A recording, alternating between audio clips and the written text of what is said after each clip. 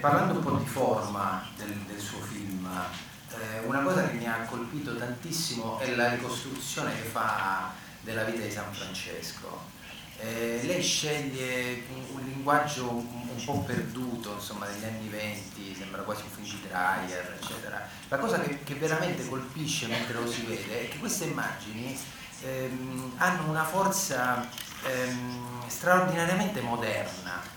Quindi mi chiedevo, nella composizione, nel montaggio, nel linguaggio e nei primi piani che fa a questo splendido attore, mi chiedevo come, perché ha scelto un linguaggio così lontano dall'attuale e come si fa a prendere quel linguaggio e ad essere così moderni, così potenti.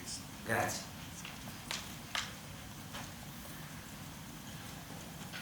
I cannot say it was my intention to be modern. It came out of sheer necessity. While I was writing the concept, I realized it was important for me in the film to convey the idea of why the name Francis is such a revolutionary name in the 20th century. It was important to me to bring out to an audience who wasn't brought up Catholic like I was, what St. Francis represented. So that was important. At the same time, I wrote into my concept that this was cinema pobre, and we were not going to have big means. We tried to make a film that was not expensive at all. So at one time, I realized I needed the presence of St. Francis. And then I looked at all the films. There's about a dozen films on the life of St. Francis. One beautiful one by Rossellini. But Rossellini's film hasn't aged so well, and somehow St. Francis in there is strangely naive and seen from today, hopeless, romantic scenes from today. And I don't think St. Francis was a romantic at all.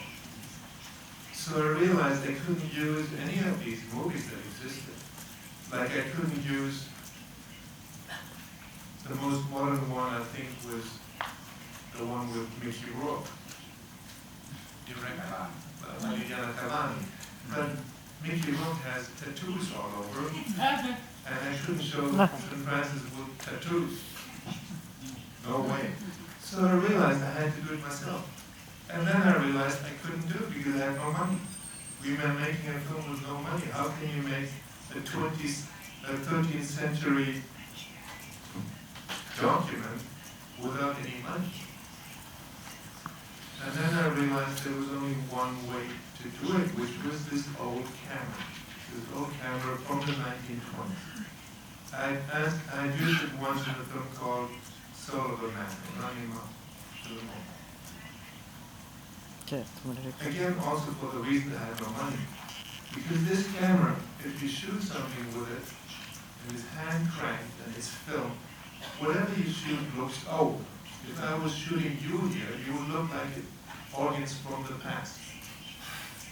So I shot with this beautiful man, and his face was really my only production value. And we were able to afford 3 costumes, and he could have 2 brothers. That was all our budget allowed for. And a camera that makes everything look old. And if you look closely, you'll see cars in the background, and you will see antennas, and you will see the 21st century, but nobody notices because it looks from the past. And that was a dirty trick to overcome the fact that we had no money. But then again, it wasn't a trick. It was the fact that Ignacio became St. Francis. And he conveyed the virtues of St. Francis in a beautiful way.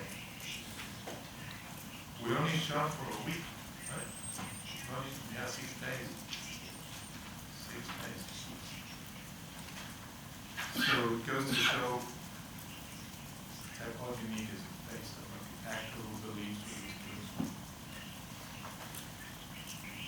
Ignazio, ci racconti un po' dal tuo punto di vista questa esperienza.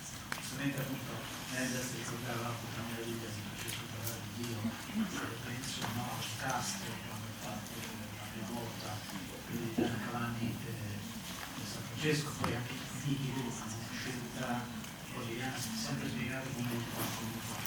Quindi ancora una volta sei in condizioni molto particolari, come ci stanno anticipando lei. Quando ci si racconta, quando si deve interpretare i personaggi con tanta valenza,